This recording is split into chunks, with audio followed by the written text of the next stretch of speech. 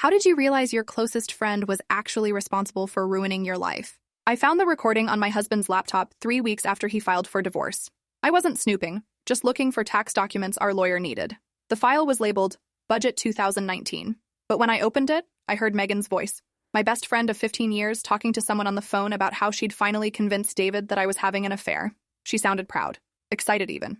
She described in detail how she'd been sending anonymous messages to David for 6 months, creating fake email accounts, photoshopping timestamps on innocent text messages I'd sent to male colleagues. Her voice was cheerful as she explained how she'd planted lingerie that wasn't mine in our bedroom closet, how she'd made sure David found hotel receipts in my car from business trips where she'd used my credit card without permission. The recording was 43 minutes long. I sat frozen at David's desk, listening to my best friend methodically explain how she'd destroyed my marriage. She laughed when whoever was on the other end asked if she felt bad. Why would I feel bad? She has everything. The perfect husband, the perfect house, the perfect career. She doesn't deserve any of it. My hands were shaking so badly I could barely pause the recording. I called my lawyer immediately. Sharon picked up on the second ring and I could barely get the words out. I told her I'd found proof that someone had deliberately sabotaged my marriage, that my best friend had manufactured evidence of an affair that never happened. Sharon's voice went sharp and focused. She told me to make 3 copies of the recording right now before doing anything else. Send one to her email, one to cloud storage, and keep the original file exactly where I found it. Don't tell anyone, not even David yet. We needed to be strategic about how we used this. I did exactly what she said, my fingers fumbling over the keyboard.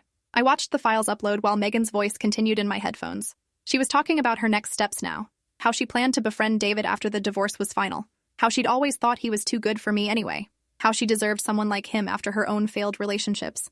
My stomach turned. This wasn't just about destroying my marriage. This was about taking my husband. I spent the next 2 hours listening to the entire recording. Megan had been planning this for over a year. She'd started small, making comments to David about how distracted I seemed, how I was always on my phone, how I was working late more often. She'd volunteered to help him plan my surprise birthday party last year specifically so she could access my calendar and plant seeds of doubt about my schedule. She'd created fake dating profiles using photos of me and sent screenshots to David from burner phones. She'd even hired someone to call our house pretending to be a hotel confirming a reservation I never made. Every fight David and I had over the past year, every argument about trust, every moment of tension, had been manufactured by the person I trusted most in the world. The person who'd been my maid of honor, the person who'd held me when my mother died, the person I'd helped through her divorce, letting her stay in our guest room for 3 months. I'd given her keys to our house, access to our lives, and she'd used all of it to systematically dismantle everything I'd built. Sharon called me back an hour later. She'd listened to the recording and said this changed everything about the divorce. We could use this to prove David had filed under false pretenses based on manufactured evidence. But first, we needed to understand the full scope of what Megan had done. Sharon asked if there was anything else, any other area of my life that had fallen apart recently. I started thinking. My promotion had fallen through 6 months ago after my boss received an anonymous complaint about my work performance. I'd lost a major client around the same time due to allegations of missed deadlines that I knew I'd met. My sister had stopped speaking to me last year after someone told her I'd said terrible things about her husband, things I never said. I'd blamed bad luck and misunderstandings. Now I wondered if Megan had been behind all of it. Sharon told me to document everything I could remember. Every weird coincidence. Every piece of bad luck. Every damaged relationship. We were building a case not just for the divorce, but potentially for a civil suit. Harassment. Defamation. Intentional interference with my marriage and career. Sharon's voice was cold with anger. She said she'd seen vindictive exes do this kind of thing, but never a supposed best friend. And I started going through my phone and email that night, looking for patterns. I found dozens of messages from Megan over the past 2 years that now read completely differently. Are you sure David isn't bothered by how much you work? I saw David having coffee with someone today. Looked pretty cozy. You know, if you ever needed to talk about problems in your marriage, I'm here. Every message was designed to plant doubt or gather information she could use. I found texts where I'd confided in her about arguments David and I were having. She'd screenshot those conversations and apparently sent edited versions to David to make me look worse. I found emails where she'd offered to pick things up for me from the store, trips where she must have used my credit card to make purchases at hotels I'd never been to. She'd been in our house constantly, had access to everything. I thought about all the times she'd offered to help organize my office, to water plants when we were out of town, to grab my mail. She'd been collecting information and planting evidence the entire time. My phone rang at midnight. It was David. His voice sounded strange, tight and uncomfortable. He said he'd noticed his laptop had been accessed and wanted to know if I'd been going through his files. I made a split-second decision. I told him yes, I'd been looking for tax documents and found something he needed to hear. I asked him to come over tomorrow so we could talk with Sharon present. David was silent for a long moment. Then he asked if this was about Megan. My heart stopped. I asked what he meant. David said Megan had called him this evening, warning him that I might try to manipulate him by making false accusations against her, that she'd heard I was getting desperate about the divorce and might try to turn him against his friends. She'd apparently been setting up defenses before I even knew the recording existed. David's voice was hard when he said he hoped I wasn't that far gone. I told him to just come tomorrow at 2. Hung up before I started screaming. Megan somehow knew I'd found the recording, or she was preparing for the possibility. Either way, she was still playing chess while I was just figuring out we were in a game. I called Sharon immediately and told her what happened. She swore and said Megan was more sophisticated than she'd initially thought. Most people wouldn't think to preempt their victim's discovery. Sharon asked if there was any way Megan could know I'd accessed David's laptop. I said David mentioned the laptop had been accessed. Maybe he had some kind of notification system that alerted him. Maybe he'd told Megan he got an alert and she'd put the pieces together. Sharon said we needed to move fast. She'd file an emergency motion first thing in the morning for a hearing about new evidence in the divorce case. We'd compel David to appear and play the recording in front of a judge. She warned me that Megan would likely escalate once she realized we were taking action. I needed to be prepared for her to come at me hard, possibly with more false allegations. Sharon told me not to be alone with Megan under any circumstances and to document every interaction. I spent the rest of the night sitting in my small apartment with all the lights on, realizing my best friend was actually a sociopath who'd spent years destroying my life for fun. The emergency hearing was scheduled for Friday morning. Sharon filed the motion Thursday with the recording as sealed evidence. David's lawyer called Sharon within an hour, demanding to know what was on the recording. Sharon refused to disclose details, said the judge would hear it first. I went to work Thursday trying to act normal while my entire world was burning. My coworker Lisa asked if I was okay. I said I was fine, just stressed about the divorce.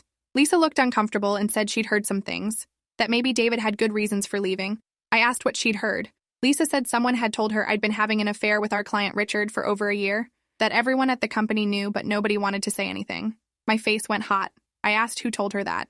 Lisa said it was Megan. She'd reached out to several people at my company over the past months, expressing concern about my behavior, asking if they'd noticed anything off about my work. She'd positioned herself as a worried friend trying to help. Meanwhile, she was systematically destroying my professional reputation. I thanked Lisa for her honesty and went to the bathroom to throw up. I called Sharon from my car during lunch, told her about the workplace rumors Megan had been spreading. Sharon said this was perfect for our case.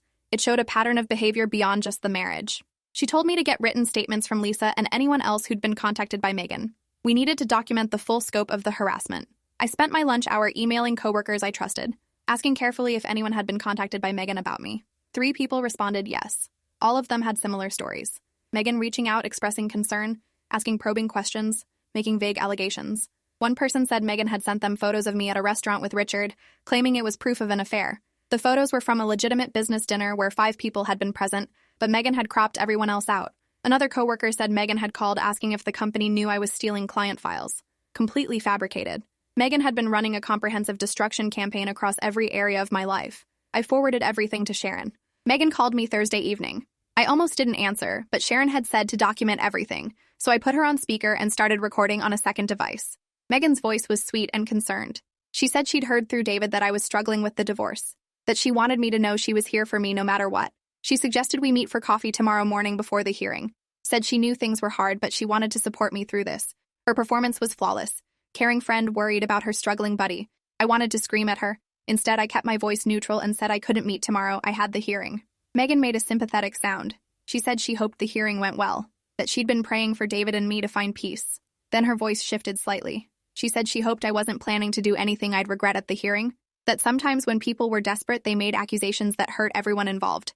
I felt cold. She was threatening me, trying to scare me into silence.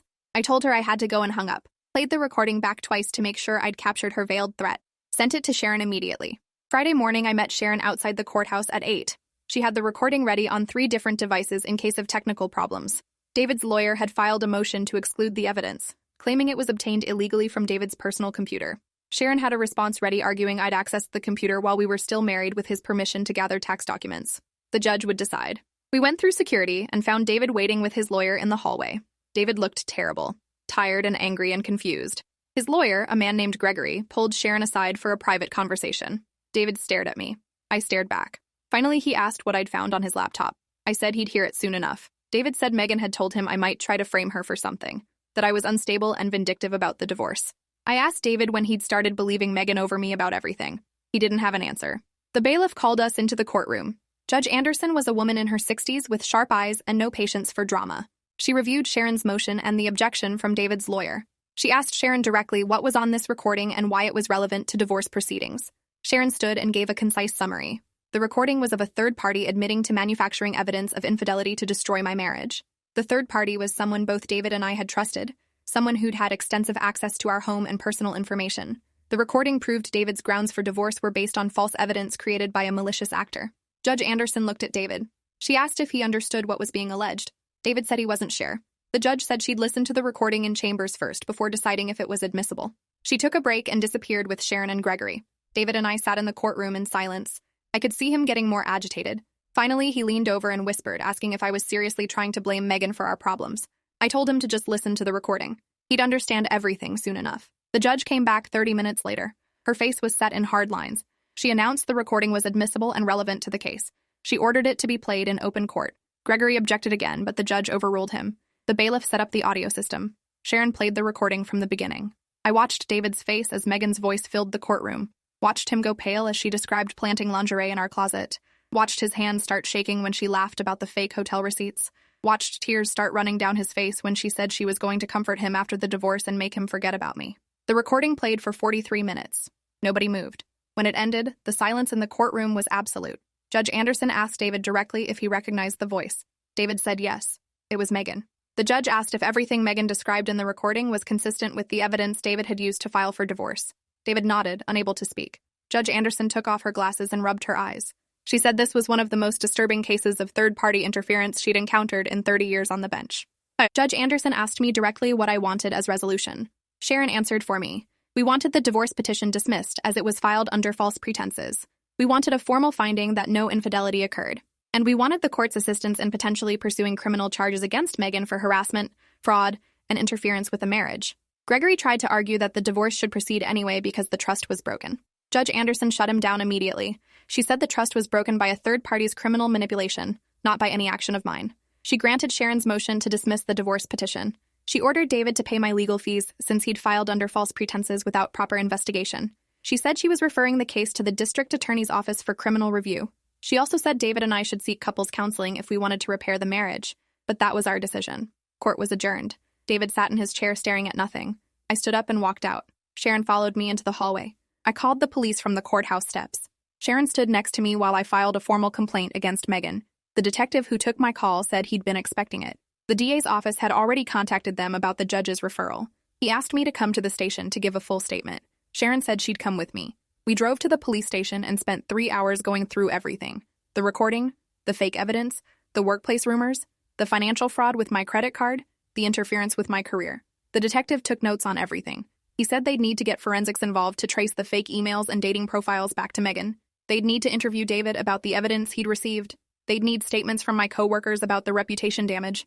He said realistically, Megan was looking at charges of stalking, harassment, fraud, identity theft, and criminal interference with business relationships.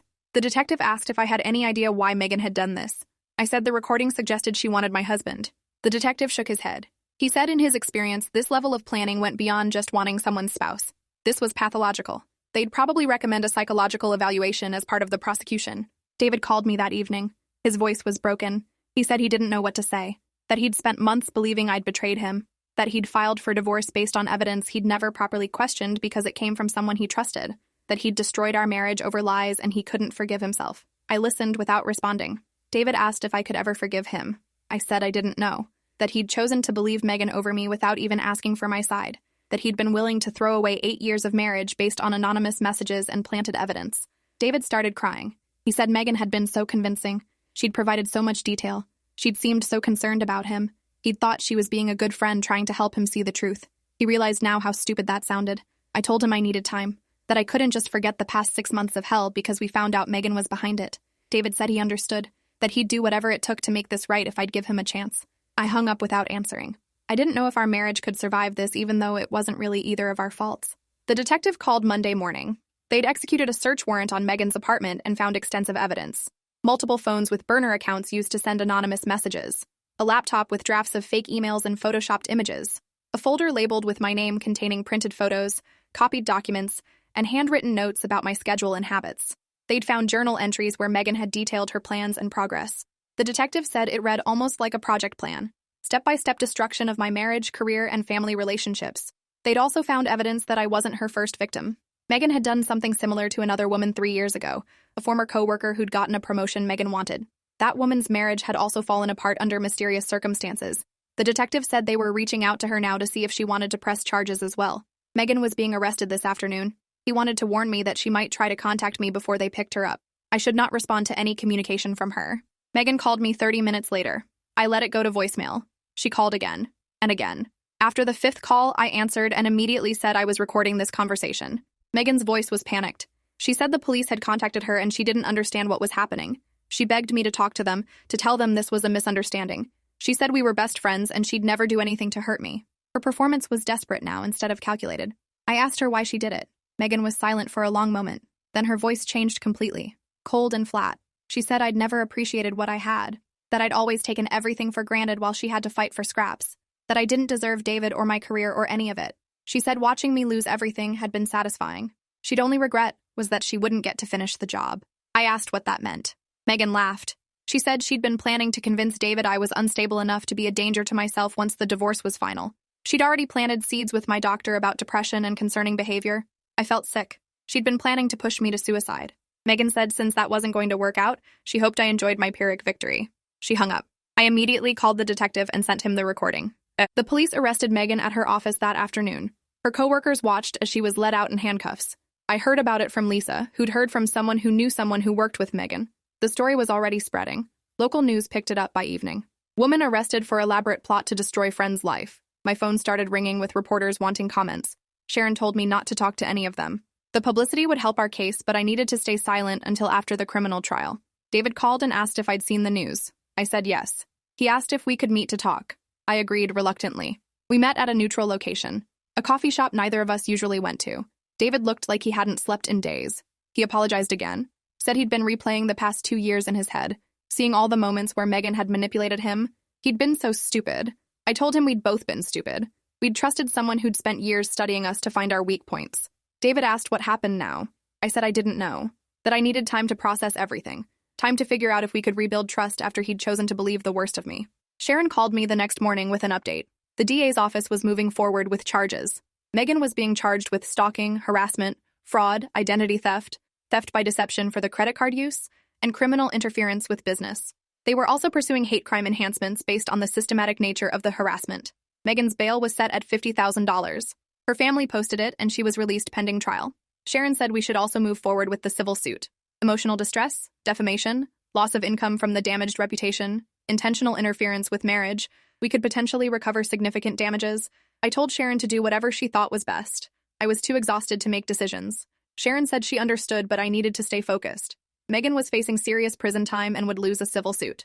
This was about justice and accountability. I needed to see it through. I agreed. Sharon said she'd start drafting the civil complaint. My sister called me that afternoon. She'd seen the news and was horrified. She apologized for believing the lies Megan had told about me. She said she felt terrible for cutting me off over something that never happened.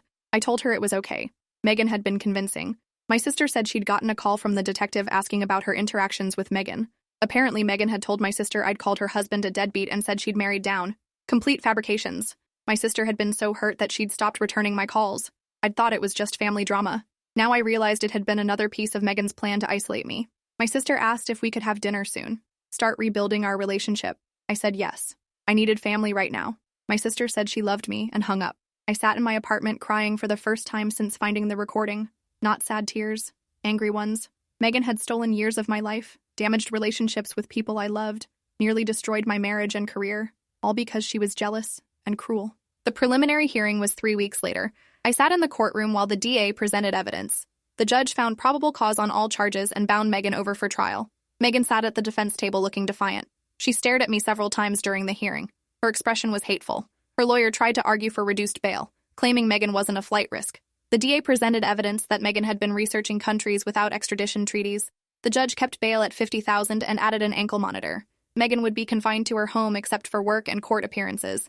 She was also ordered to have no contact with me, David, or anyone else who'd been a victim of her schemes. As we filed out of the courtroom, Megan's mother approached me. She was crying and said she didn't understand what had happened to her daughter, that Megan had always been such a good girl. I told her I was sorry but couldn't discuss the case. Megan's mother grabbed my arm and begged me to drop the charges, said Megan needed help, not prison. Security removed her before I could respond. David and I started marriage counseling 2 weeks after the preliminary hearing. Our therapist was a woman named Dr. Chen who specialized in trauma and betrayal. She had us each tell our version of what happened. David described the past year of growing suspicion, the anonymous messages, the evidence that kept accumulating, how Megan had been there every step of the way, offering support while feeding him information. I described the confusion and hurt when David stopped trusting me, the fights where I didn't understand what I'd done wrong, the isolation as friends and family pulled away, finding the recording and realizing my entire reality had been manipulated. Dr. Chen listened to everything without judgment. Then she said we needed to understand that we'd both been victims of sophisticated psychological manipulation. Rebuilding trust would require acknowledging that neither of us had failed the marriage. An outside actor had weaponized normal marital vulnerabilities against us. She gave us homework. David needed to write down every instance where Megan had influenced his thinking about me. I needed to write down every way the false accusations had impacted my life. We'd discuss both lists next session. The trial date was set for 6 months out. Sharon filed the civil suit 2 weeks after the criminal hearing. We were suing Megan for $2 million in damages. Her lawyer tried to get it dismissed, arguing we couldn't prove financial harm. Sharon submitted my performance reviews showing declining ratings after Megan started spreading rumors. Email chains from clients expressing concerns about working with me based on gossip they'd heard, documentation of the promotion I'd lost after the anonymous complaint, my medical bills for therapy to deal with the trauma, David's therapy bills, our marriage counseling costs. The judge denied the motion to dismiss. The civil suit would proceed parallel to the criminal case. Megan's lawyer called Sharon trying to negotiate a settlement. Sharon told him we weren't interested. We were going to trial on both cases, and Megan was going to face full consequences for what she'd done. The lawyer said we were being unreasonable. Sharon hung up on him. She called me afterward and said Megan was starting to realize how much trouble she was in. Good. She should be scared. David moved back into the house after 2 months of counseling. We'd made progress, but things were still fragile. We existed carefully around each other, both of us damaged and trying to heal. David went through the house removing everything connected to Megan. Photos, gifts, anything she'd touched. He found a framed picture of the 3 of us from a vacation 2 years ago. He smashed it in the driveway and we stood there watching the glass scatter. It felt cathartic. We started rebuilding slowly. Date nights where we didn't talk about Megan or the trial. Small moments of connection that reminded us why we'd gotten married. It wasn't perfect. We both had triggers. David felt guilty every time he questioned something I said, even legitimate questions. I flinched when David's phone buzzed, still associating notifications with accusations. But we were trying. Dr. Chen said that was all we could do. Keep trying. Keep communicating. Keep choosing each other despite the damage. My company offered me the promotion they'd denied last year. My boss apologized for believing the allegations against me without proper investigation. He said they'd implemented new policies about how they handled complaints to prevent similar situations. I accepted the promotion but told him the damage to my reputation couldn't be erased with a new title. Several clients still refused to work with me based on rumors they'd heard. My boss said he'd personally contact each of them to set the record straight. I told him to do whatever he wanted. I was exhausted from fighting to prove my innocence. He said the company would also provide a reference letter detailing the malicious false allegations for any future employment needs. It was something, but it didn't fix the year I'd spent being treated as suspect by people I'd worked with for years. My coworker Lisa became a good friend through all of this. She'd been one of the few people who'd believed me when the rumors started. We had lunch regularly now, and she'd testified at the preliminary hearing about Megan's contact with her. Lisa said she'd never seen someone dedicate so much energy to destroying another person. It was frightening. The criminal trial lasted 3 weeks. The DA presented overwhelming evidence. The recording where Megan detailed her plans, the burner phones and fake accounts, the planted evidence, the journal entries, testimony from David about how Megan had manipulated him, testimony from my co-workers about the reputation damage, testimony from the other woman Megan had targeted 3 years ago, forensic evidence linking Megan to the fake emails and dating profiles, credit card statements showing she'd used my card for hotel reservations. The DA built an airtight case showing years of calculated malicious behavior designed to destroy my life. Megan's defense attorney tried to argue she'd been concerned about David and made some mistakes in judgment. The DA destroyed that narrative with the recording where Megan laughed about her actions. The jury deliberated for 4 hours. Guilty on all counts. Megan showed no emotion when the verdict was read. The judge scheduled sentencing for 3 weeks out. The DA said she'd be asking for the maximum sentence on each count to run consecutively. Megan was looking at potentially 15 years in prison. The sentencing hearing was packed.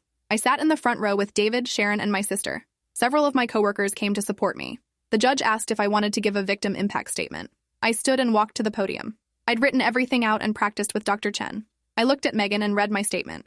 I described the year of hell she'd put me through, the marriage she'd nearly destroyed, the career she'd damaged, the family relationships she'd poisoned, the nights I'd spent questioning my sanity, wondering what I'd done wrong, the moment I'd found the recording and realized my best friend had spent years systematically destroying everything I'd built. I said I'd trusted her with my life, and she'd used that trust as a weapon. I said I hoped she got help in prison because whatever was broken inside her had nearly broken me too. I thanked the jury and the judge for holding her accountable. I sat down. Megan's lawyer asked if she could make a statement. The judge allowed it. Megan stood and faced me. She said she was sorry, that she'd let jealousy poison her, that she'd convinced herself I didn't deserve my life and she'd been wrong. She said she'd spent the trial watching me and David and realizing she'd destroyed something real for nothing. Her apology sounded hollow and rehearsed. The judge sentenced her to 12 years in prison with possibility of parole after 8 consecutive sentences on the fraud charges. Megan was taken into custody immediately. As the bailiff led her away, she looked back at me once. I stared back until she was gone. The civil trial was 4 months later. It was faster since all the evidence from the criminal case could be used. The jury awarded us $1.8 million in damages. Megan would spend the rest of her life paying off the judgment since she'd have to liquidate all her assets. Sharon said we'd probably never collect the full amount, but the judgment would follow Megan forever.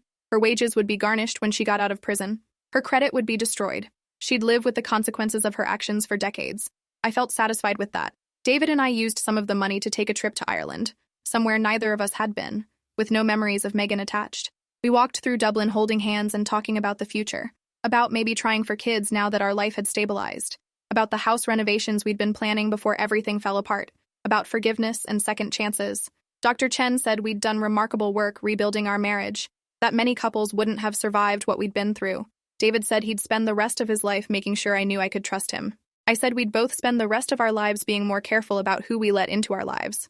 Some scars never fully heal, but we were learning to live with ours. 3 years after Megan's sentencing, I got a letter from her in prison. Sharon advised me not to read it, but curiosity won.